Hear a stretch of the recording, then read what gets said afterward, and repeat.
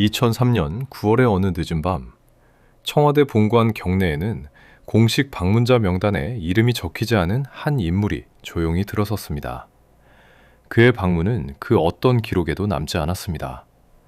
경비 교대 일지에도, 비서실 이출입 대장에도, 의전실의 어떤 파일에도.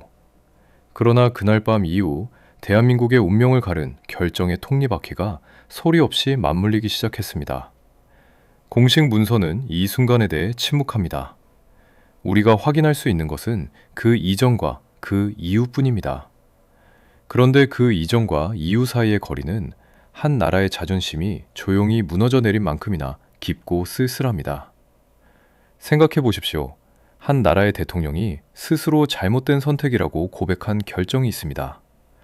그러나 그와 동시에 회피할 수 없는 불가피한 선택이었다고 말했던 바로 그 결정입니다. 그 두 문장 사이에 무엇이 있었는지를 오늘 우리는 추적합니다. 이것은 협박의 이야기가 아닙니다.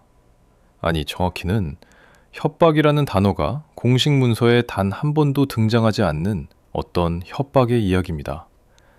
총구는 없었습니다. 서명된 최후 통첩도 없었습니다. 하지만 그 압박은 실제했습니다. 총보다 더 무겁고 서명보다 더 구속력 있는 형태로. 그것은 한미동맹이라는 이름의 구조였고, 북핵 위기라는 이름의 공포였으며, 이라크 사막 한가운데 꽂혀야 할 대한민국 국기라는 이름의 요구였습니다. 그 요구 앞에서 노무현은 무엇을 듣겠을까요? 그리고 그는 정말로 선택의 여지가 없었던 것일까요? 2003년 대한민국 제16대 대통령 노무현이 취임한 지 불과 6달이 지났을 무렵, 지구 반대편의 사막에서는 이미 전쟁이 불타오르고 있었습니다. 2003년 3월 20일, 미국이 이라크를 침공했습니다. 명분은 대량 살상 무기였습니다. 하지만 그 무기는 끝내 발견되지 않았습니다. 발견된 것은 대신 수렁이었습니다. 그리고 미국은 그 수렁에서 빠져나오기 위해 동맹국들의 손을 필요로 했습니다. 그 중에서도 특히 병사들의 손을. 같은 시각 서울에서는 전혀 다른 종류의 공포가 도시를 짓누르고 있었습니다. 2002년 말부터 본격화된 제2차 북핵 위기가 한반도를 얼어붙게 만들고 있었습니다. 평양은 핵 개발을 공언했고, 워싱턴은 강경한 목소리를 높였으며, 서울은 그 사이 어딘가에서 자신의 위치를 잃어버린 채 표류하고 있었습니다. 노무현은 대선 과정에서 자주외교를 말했습니다.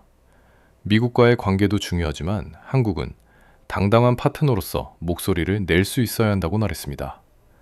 그러나 집권 첫 해 그 당담함은 가장 가혹한 형태의 시험 앞에 서게 됩니다. 워싱턴이 원하는 것은 분명했습니다. 이라크에 한국 군인을 보내라.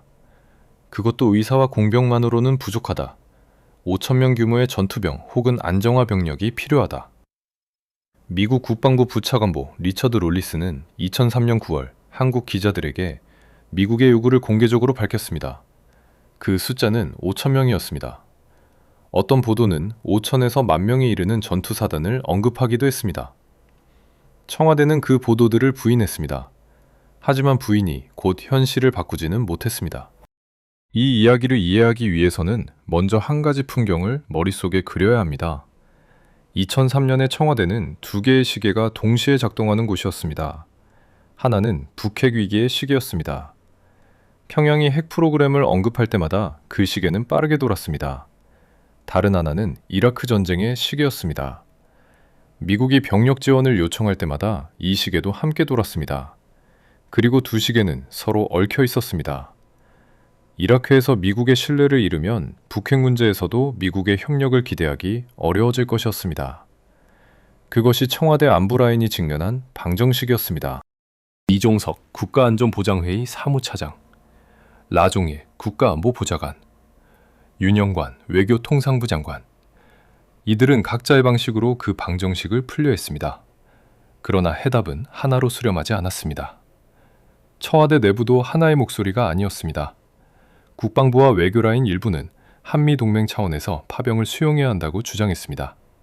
반면 일부 인사들은 파병의 규모와 성격을 최대한 제한해야 한다고 맞섰습니다. 시민사회에서는 반전의 목소리가 더 높아지고 있었습니다. 노무현을 대통령으로 만들었던 바로 그 사람들이 이제 청와대 앞에서 파병 반대를 외치고 있었습니다. 대통령 노무현은 그 모든 것의 한가운데 서 있었습니다. 2003년 10월 1일 국군의 날 기념식에서 그는 이라크 추가 파병을 검토하면서 고려해야 할 요소들을 나열했습니다. 한반도 평화와 안정, 북핵 문제의 평화적 해결 가능성, 국내 여론, 국제 동향, 한국의 안보 상황, 그리고 이라크 내부 상황. 그 중에서도 그는 특히 북핵 문제의 평화적 해결을 확신할 수 있는 보다 안정된 대화 국면이 중요하다고 말했습니다. 이 발언은 우리에게 무엇을 말해줍니까? 노무현의 뇌리 속에서 이라크 파병과 북핵 문제는 이미 하나의 방정식으로 묶여 있었다는 것입니다. 미국은 총을 겨누지 않았습니다. 그러나 한국이 의존하던 안보구조 전체가 총구처럼 작동하고 있었습니다. 그렇다면 우리는 다음 질문을 피할 수 없습니다. 자주를 꿈꿨던 대통령은 어떤 순간에 그 꿈이 현실의 무게 앞에서 무너지는 것을 느꼈을까요? 이제 우리는 또 다른 종류의 배신 이야기를 해야 합니다. 누군가를 가장 믿었을 때 그가 가장 예상치 못한 방식으로 당신을 실망시키는 순간이 있습니다. 그런데 그 실망이 악의에서 비롯된 것이 아니라 살아남기 위한 어쩔 수 없는 선택에서 비롯된 것이라면 그것은 훨씬 더 복잡하고 오래 남는 감정을 만들어냅니다. 2003년 가을, 노무현을 대통령으로 만든 수많은 사람들은 정확히 그런 감정을 느끼기 시작했습니다. 그리고 아이러니하게도 배신당했다고 느낀 그들 앞에서 노무현 자신도 전혀 다른 종류의 배신을 당하고 있었습니다. 한쪽에서는 동맹이 그를 배신했고 다른 쪽에서는 현실이 그의 신념을 배신하고 있었습니다. 노무현의 지지 기반을 생각해 보십시오. 2002년 대선에서 그를 대통령으로 만든 것은 기존 정치에 지친 사람들, 미국 대사관 앞에서 촛불을 들었던 사람들, 자주 외교를 꿈꾸는 사람들이었습니다. 노무현은 그들에게 일종의 약속이었습니다. 미국과의 관계에서도 할 말은 하겠다는 약속, 동북아의 균형자로서 한국이 당당하게 설 수 있다는 약속. 그 약속이 2003년 가을 5,000명이라는 숫자 앞에서 흔들리기 시작했습니다. 그러나 흔들린다고 해서 그것이 곧 무너지는 것은 아닙니다. 노무현은 그 흔들림 속에서도 무언가를 붙잡으려 했습니다. 그것이 바로 3,000명이라는 숫자였고 평화 재건 지원이라는 임무 규정이었습니다. 노무현 정부 내부에서 어떤 일이 벌어지고 있었는지를 이해하기 위해서는 청와대 안보라인의 복잡한 구조를 먼저 알아야 합니다. 이종석 국가안전보장회의 사무차장은 노무현 정부 대북정책의 핵심 설계자 중 한 명이었습니다. 그는 북핵 문제의 평화적 해결에 진심으로 헌신한 인물이었습니다. 바로 그렇기 때문에 이라크 파병 문제를 누구보다 복잡한 시각으로 바라보았습니다. 이라크에서 미국의 요구를 충족시키면 북핵 협상에서 미국의 협력을 기대할 수 있다. 하지만 그 협력이 실제로 보장되지 않는다면 우리는 무엇을 얻기 위해 무엇을 내주는 것인가? 이것이 이중석이 직면했던 방정식이었습니다. 답이 쉽게 나오는 방정식이 아니었습니다. 국방부 라인은 다른 계산을 하고 있었습니다. 국방부 장관 조영길은 한미동맹의 군사적 측면을 최우선으로 고려하는 인물이었습니다. 그의 시각에서 이라크 파병은 동맹 유지를 위한 필요 비용이었습니다. 파병을 거부하거나 과도하게 제한하면 한미 군사협력 전반에 균열이 생길 수 있다는 것이 그의 판단이었습니다. 외교통상부 장관 윤영관은 또 다른 각도에서 이 문제를 보고 있었습니다. 국익, 국내 여론, 국제 여론, 유엔 안보리 결의, 이 모든 것을 종합하면서 가장 작은 손실로 가장 큰 이익을 얻는 길을 찾으려 했습니다. 세 사람, 세 개의 시각, 그리고 최종 결정을 내려야 하는 사람은 한 명이었습니다. 그 한 명이 청와대 집무실에 앉아 있었습니다. 우리가 이 이야기에서 놓치기 쉬운 것이 있습니다. 청와대 회의실에서 안보라인 인사들이 수치와 논리로 각자의 입장을 주장하는 동안 대한민국 전역에서는 또 다른 종류의 계산이 이루어지고 있었습니다. 2003년 당시 군에 갈 나이의 젊은이들은 자신들이 어느 날 이라크로 향할 수 있다는 사실을 알지 못했습니다. 그들의 부모도, 그들의 연인도, 그들의 친구도 알지 못했습니다.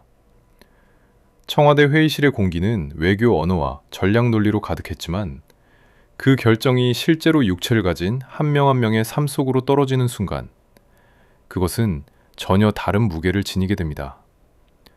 국가의 결정이란 언제나 그런 방식으로 작동합니다. 회의실에서는 숫자로 논의되지만 거리에서는 사람의 얼굴로 나타납니다. 보수 진영에서는 10,000명 이상의 전투병 파병을 주장하는 목소리가 나오고 있었습니다. 노무현의 회고에 따르면 당시 그 분위기가 실제로 강했습니다. 만약 노무현 정부가 미국의 요구를 완전히 거부했다면 이 공세는 더욱 거세질 것이었습니다. 보수 언론은 자주 외교를 빌미로 동맹을 파괴했다고 공격할 것이었고 안보 공백을 우려하는 여론이 형성될 것이었습니다. 그리고 그 공격은 노무현 정부 전체의 정치적 생명을 위협할 수 있었습니다. 이것이 또 다른 종류의 압박이었습니다. 미국에서 오는 압박만이 아니라 국내에서 오는 압박. 노무현은 두 방향에서 동시에 죄어드는 힘을 느끼고 있었습니다. 그 힘 사이에서 그가 찾아낸 유일한 출구가 바로 3,000명 이내 평화 재건 지원이라는 절충이었습니다. 그렇다면 노무현을 지지했던 사람들은 무엇을 느꼈을까요? 참여연대와 민주노총, 그리고 수많은 시민사회단체들은 파병에 강하게 반대했습니다. 그들에게 이라크 파병은 단순한 외교 정책의 문제가 아니었습니다. 그것은 노무현이 어떤 대통령인지, 그가 정말로 자신들의 대통령인지를 판가름하는 시금석이었습니다. 국회 주변에서는 시위가 이어졌고 파병 찬성 의원을 대상으로 낙선운동 예고가 나왔습니다. 노무현을 만든 사람들이 이제 노무현의 결정에 맞서고 있었습니다. 신뢰했던 사람이 가장 아픈 방식으로 당신을 실망시킬 때 우리는 그것을 배신이라고 부를 수 있을까요? 아니면 그것은 오히려 그 신뢰가 얼마나 깊었는지를 증명하는 것일까요? 이제 우리는 청와대 안쪽으로 더 깊은 곳으로 들어가야 합니다. 공개된 자료들이 말해주지 않는 것이 있습니다. 그것은 노무현이 홀로 있었을 때 어떤 생각을 했는지입니다.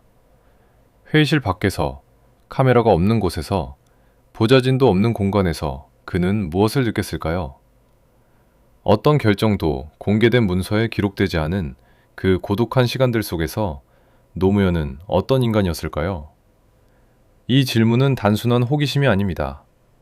이 질문에 대한 답이 그의 결정을 이해하는 열쇠이기 때문입니다. 훗날 공개된 회고록과 주변 인사들의 전언을 통해 우리가 추적할 수 있는 것은 이 시기 노무현이 매우 깊은 내적 갈등을 겪고 있었다는 사실입니다.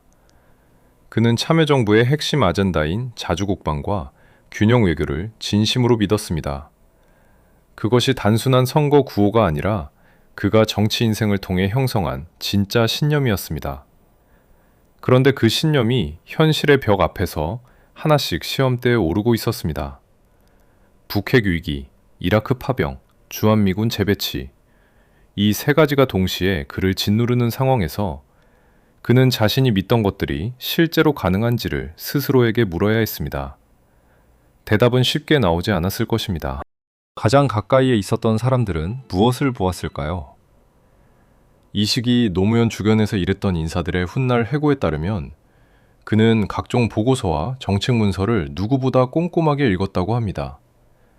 어떤 날은 한밤중까지 자료를 검토하고 다음날 아침 예상치 못한 예리한 질문으로 보좌진을 당혹스럽게 만들었다고도 합니다. 그것은 단순한 성실함이 아니었습니다. 그것은 완전히 이해하지 않으면 결정할 수 없다는 어떤 강박에 가까운 태도였습니다. 왜냐하면 그는 알고 있었기 때문입니다. 이 결정이 단순히 외교적 계산의 문제가 아니라 실제 사람들의 목숨이 걸린 문제라는 것을, 그 무게를 모르는 척하고 가볍게 결정할 수 없었습니다. 노무현의 이중성에 대해 이야기해야 합니다.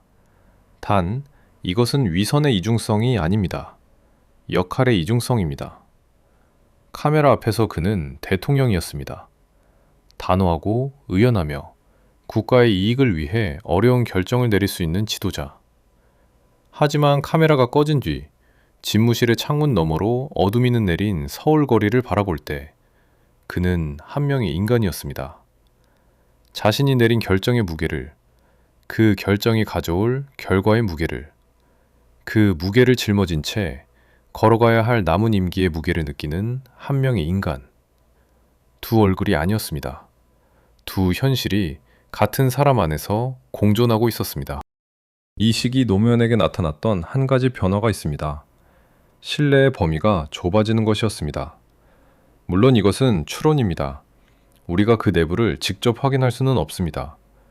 그러나 이 시기 노무현 정부의 의사결정 구조를 살펴보면 정보와 논의가 점점 더 좁은 핵심 집단 안에서 이루어지는 경향이 있었습니다. 이것이 신중함이었을까요? 아니면 배신당하는 것에 대한 두려움이었을까요?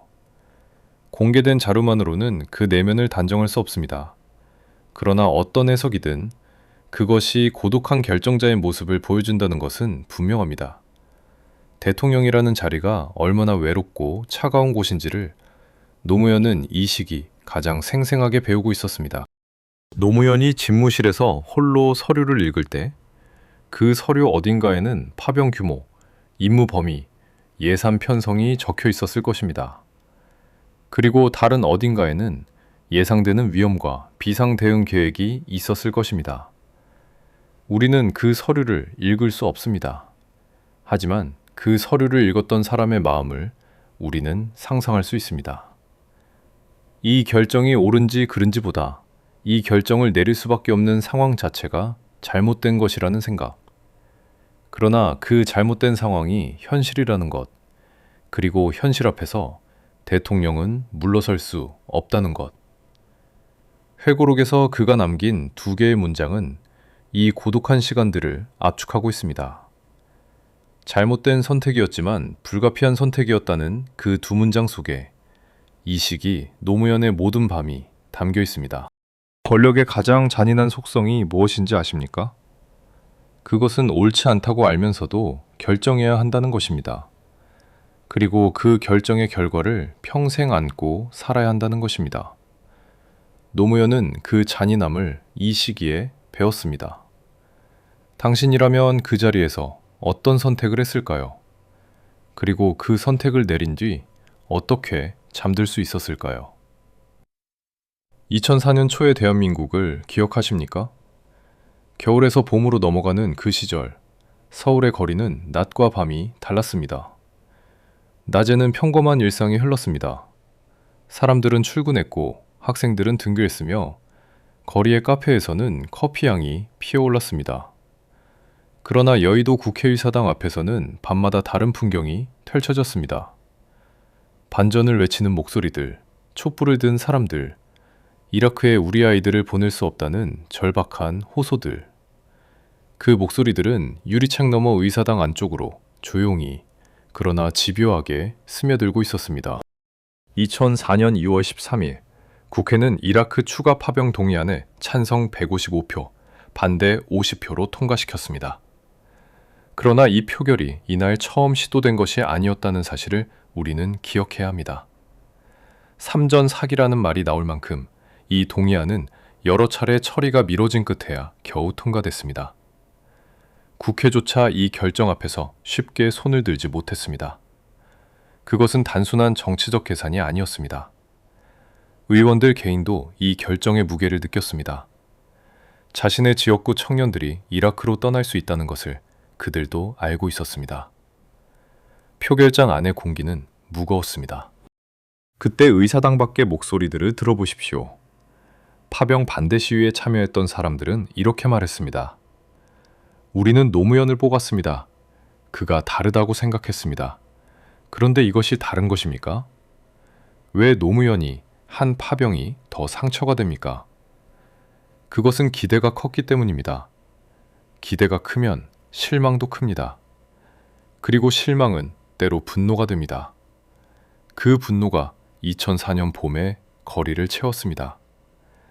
그 분노는 단순한 정치적 반대가 아니었습니다. 그것은 믿었던 사람에게 배신당한 자들의 절규였습니다. 2004년 2월 23일, 자이툰 부대가 창설됐습니다. 아랍어로 올리브를 뜻하는 그 이름은 평화의 이미지를 담고 있었습니다.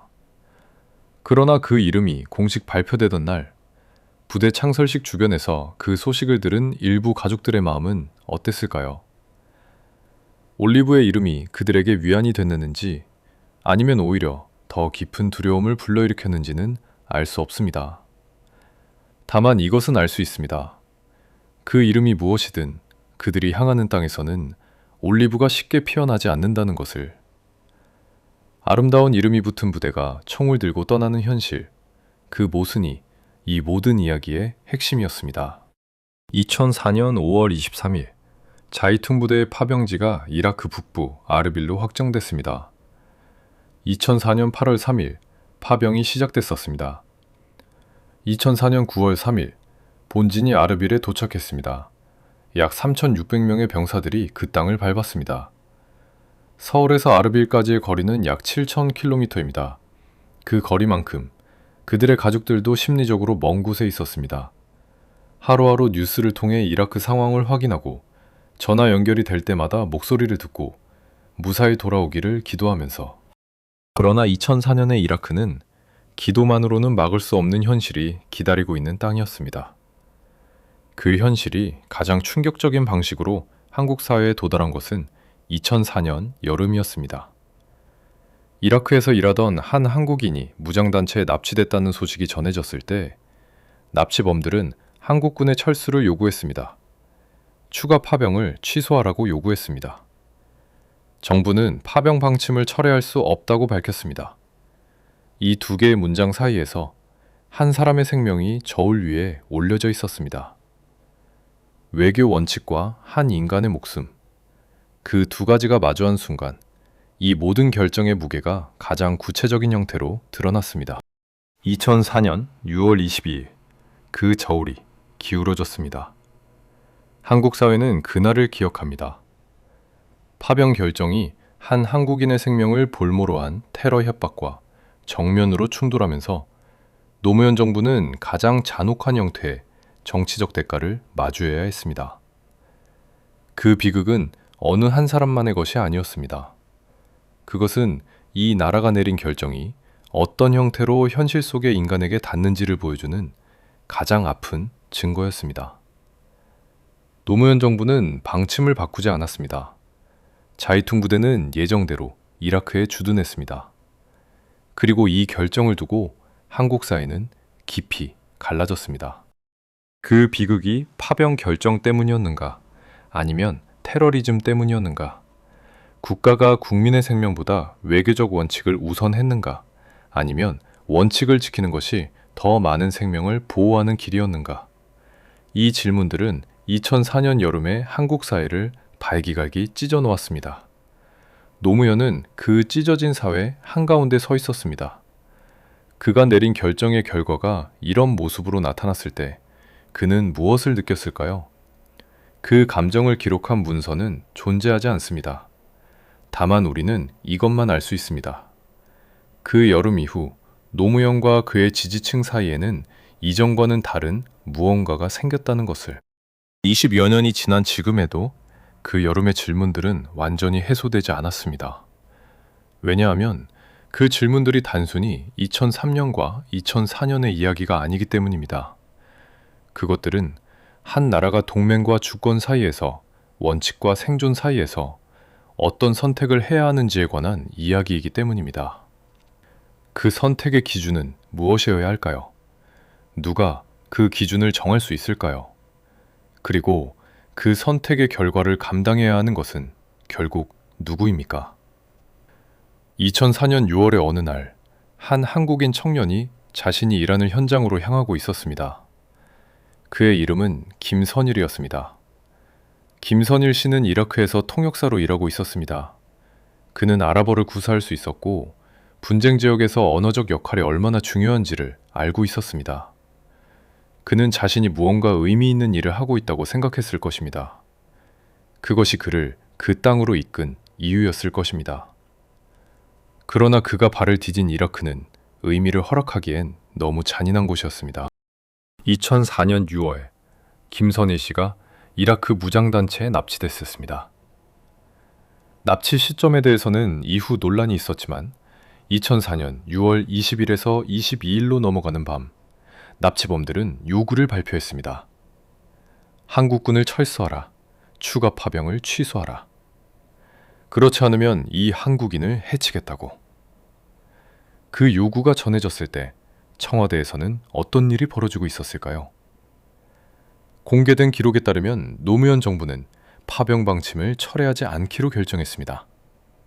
원칙을 바꿀 수 없다는 것이었습니다. 그 결정을 내리는 순간 청와대 집무실의 공기는 어땠을까요? 대통령이 결정을 내릴 때 그 결정이 한 사람의 목숨과 직접 연결되어 있다는 것을 알면서도 원칙을 지킬 것을 선택해야 할 때 그것이 어떤 무게인지를 우리는 상상조차 쉽지 않습니다. 노무현은 그 무게를 알면서도 결정했습니다. 혹은 그 무게 때문에 결정하지 못한 채 상황에 끌려갔을 수도 있습니다.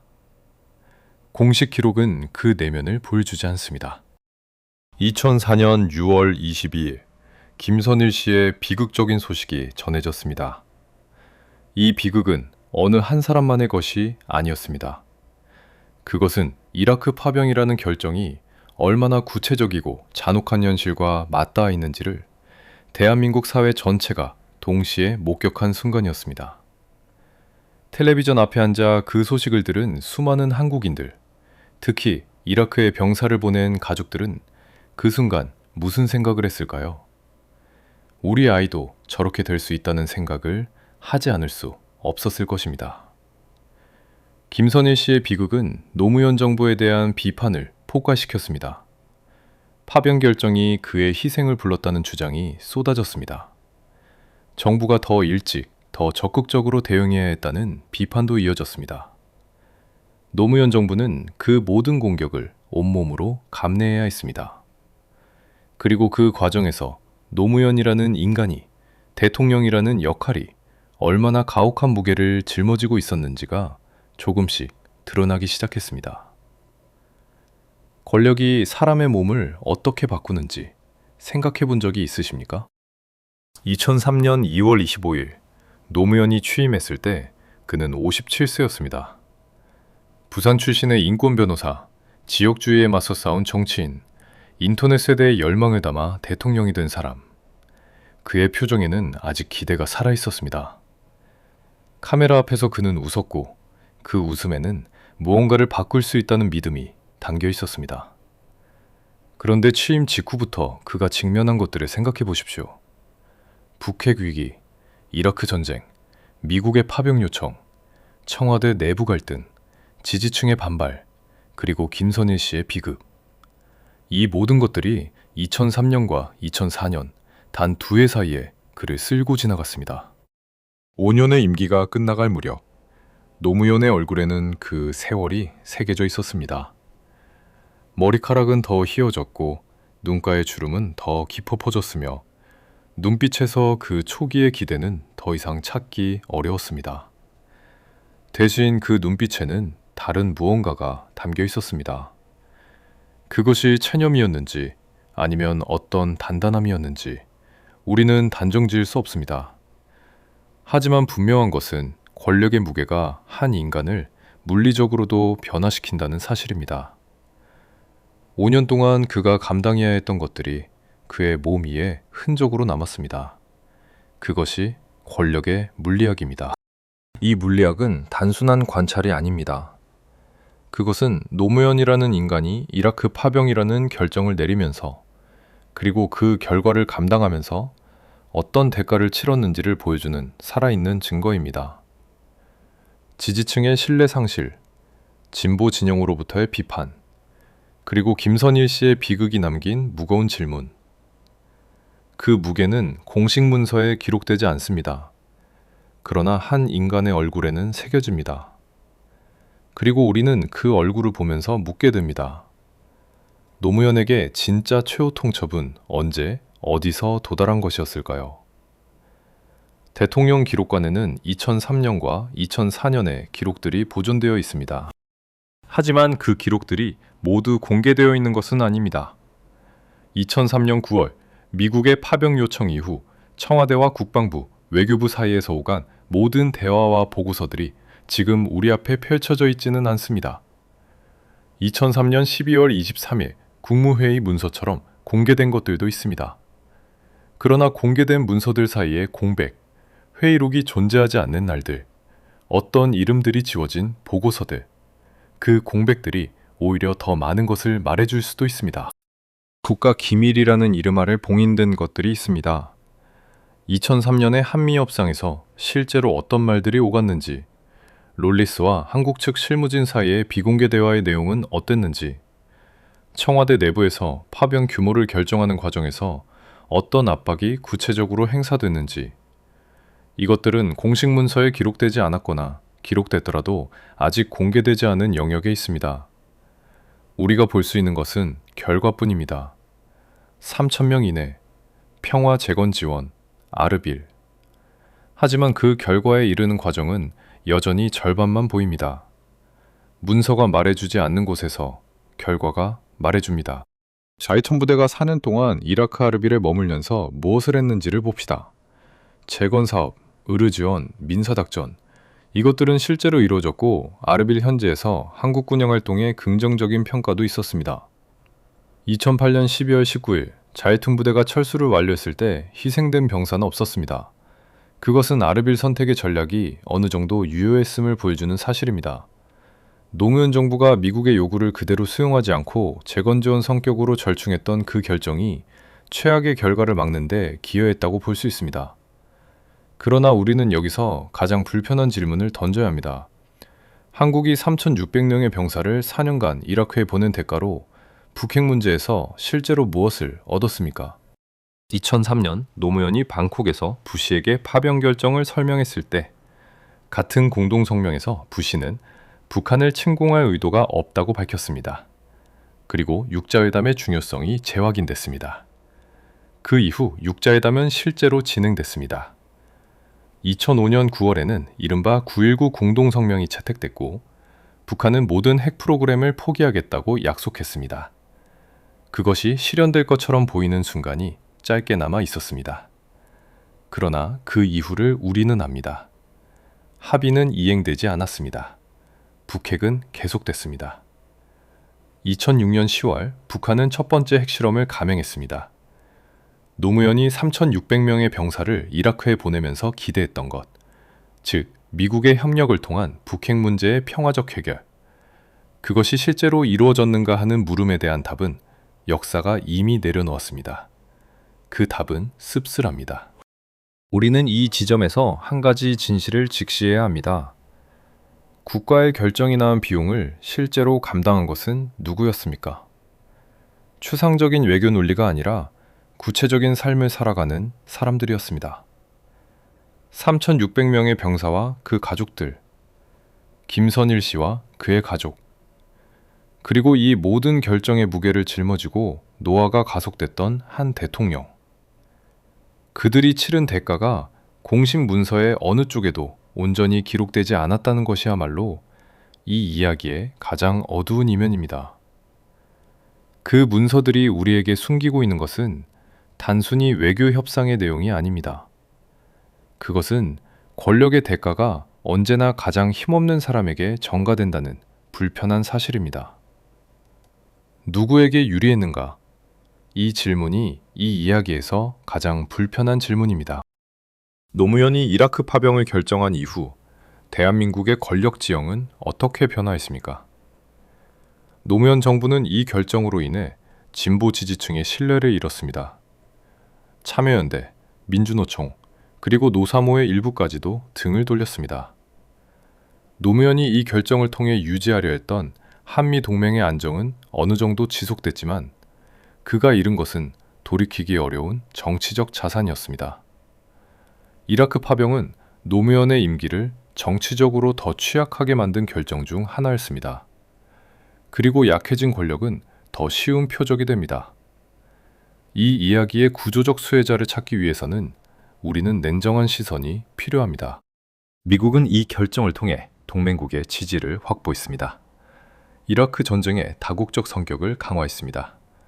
한국이라는 동맹국이 어려운 상황에서도 요청에 응한다는 선례를 만들었습니다. 미국이 원했던 것들을 미국은 얻었습니다. 반면 한국이 얻은 것은 무엇이었습니까? 한미동맹의 유지, 북핵 문제에서 미국의 협조를 기대할 수 있는 위치. 그러나 그 위치가 실제로 북핵을 막지는 못했습니다. 이 계산이 한국에게 유리한 것이었는지 그 판단은 지금도 엇갈립니다. 그러나 우리는 이 이야기를 단순한 피해의 서사로만 읽어서는 안 됩니다. 노무현은 이 구조 앞에서 완전히 무너지지 않았습니다. 5,000명의 전투경 요구를 3,000명의 재건병으로 바꿨습니다. 자이툰이라는 이름을 붙였습니다. 아르빌이라는 상대적으로 안전한 지역을 파병지로 선택했습니다. 그것이 충분한 저항이었는지는 논쟁의 여지가 있습니다. 그러나 그것이 저항이었다는 사실 자체는 부정하기 어렵습니다. 완전한 굴복과 완전한 거부 사이의 어딘가에서 그는 가능한 한 작은 손실을 택하려 했습니다. 그리고 훗날 그 선택을 잘못된 것이었지만 불가피했다고 고백했습니다. 2008년 2월 청와대를 떠난 노무현은 경남 봉화마을로 내려갔습니다. 그곳에서 그는 회고록을 썼습니다. 텃밭을 가꾸고 마을 사람들과 이야기를 나눴습니다. 대통령이기를 멈추고 한 명의 사람으로 돌아가려 했습니다. 그러나 봉화마을에서의 평온은 오래가지 않았습니다. 검찰의 수사가 시작됐습니다. 재임 시절의 행적을 둘러싼 조사가 그를 따라왔습니다.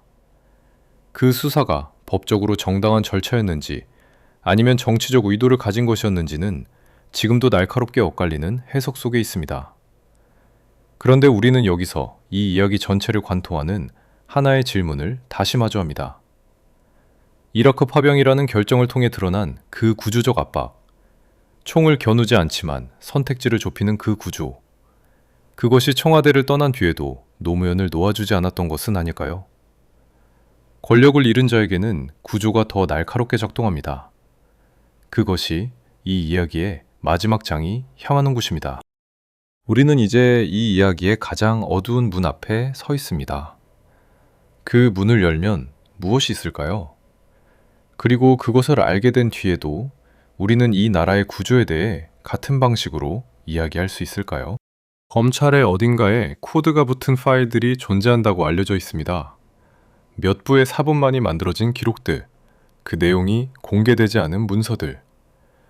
2008년 봄 봉화마을로 내려간 노무현을 향해 수사의 파일들이 조용히 움직이기 시작했습니다. 표면적인 혐의는 재임 시절 금품수수였습니다. 그러나 그 파일들이 어떤 경로로 축적됐는지, 왜 하필 정권교체 직후부터 수사가 속도를 올렸는지는 공개된 기록만으로는 온전히 설명되지 않습니다. 이 이야기의 처음에서 우리는 공식 문서에 협박이라는 단어가 없다고 말했습니다. 2008년의 봉화마을 앞에서 우리는 다시 한번 그 부재를 마주합니다. 2008년 2월 노무현은 청와대를 떠났습니다.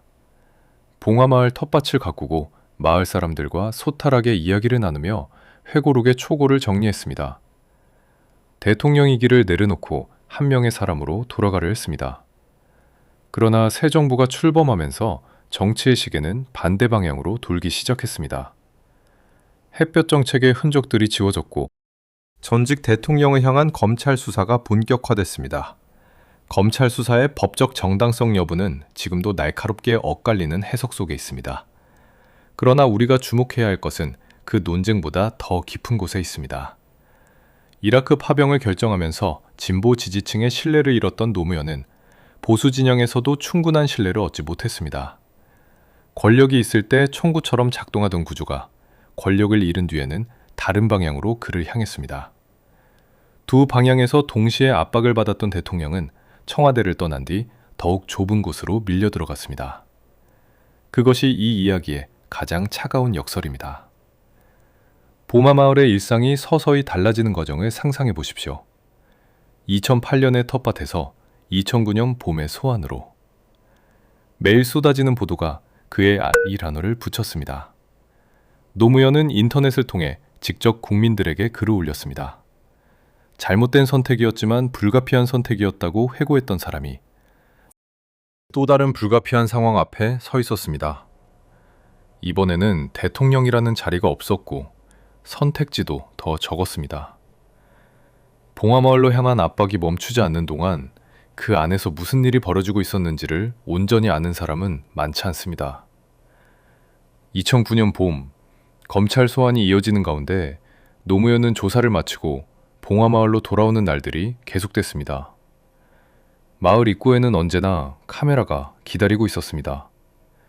그는 지쳐 있었습니다. 그러나 그는 걸었습니다. 2009년 5월 23일 이른 새벽, 봉화마을 뒷산 부엉이 바위에서 대한민국 제16대 대통령 노무현의 지상에서의 여정이 마무리됐습니다. 향년 62세. 그 소식이 전해졌을 때 한국 사회는 멈췄습니다. 단순한 비극이 아니었습니다. 그것은 이 나라가 한 인간에게 무엇을 했는지에 대한 거대한 집단적 물음표였습니다. 전국에서 사람들이 봉화마을로 향했습니다. 아무런 조직도 없이 그저 무언가를 해야 한다는 마음 하나로 이라크 파병 때 등을 돌렸던 사람들도 있었을 것입니다. 그들은 어떤 감정을 안고 그 먼 길을 걸었을까요? 그가 남긴 마지막 글은 짧았습니다.